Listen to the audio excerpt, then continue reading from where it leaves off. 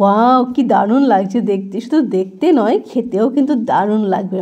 আর আজকে এই ডিলিশিয়াস ডেজার্টটা আমিও টিফিনে দেবো।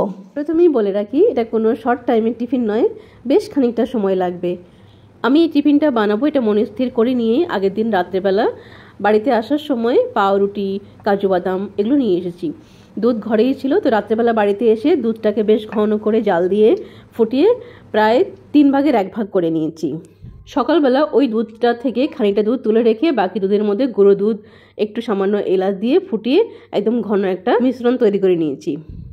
এরপরে পাউরুটির ব্রাউন দিকগুলো কেটে নিয়ে পাউরুটিটা একটু বেলনার সাহায্যে একটু চ্যাপটা করে নিয়েছি, যাতে করে সহজে এটা সেট করা যায়।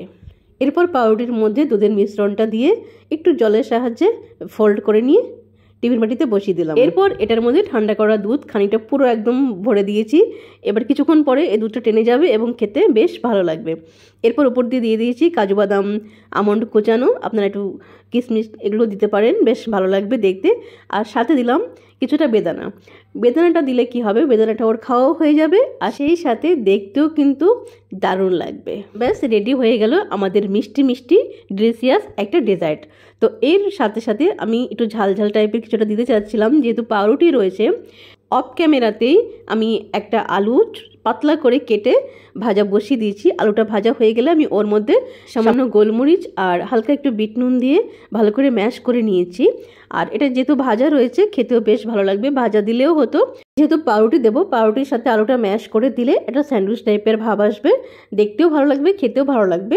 একটু সস দিতে পারলে বেশ ভালো লাগতো, কিন্তু সসটা যেহেতু আজকে নেই তো ওটা স্কিপ করে গেলাম।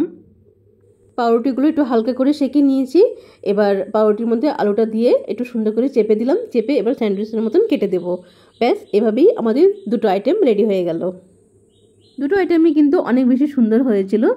তো একটু সময় সাপেক্ষ হলেও মায়েরা কিন্তু একবার চেষ্টা করো এরকম বানিয়ে দিতে, বাচ্চাদেরও ভালো লাগবে আর তোমাদেরও ভালো লাগবে।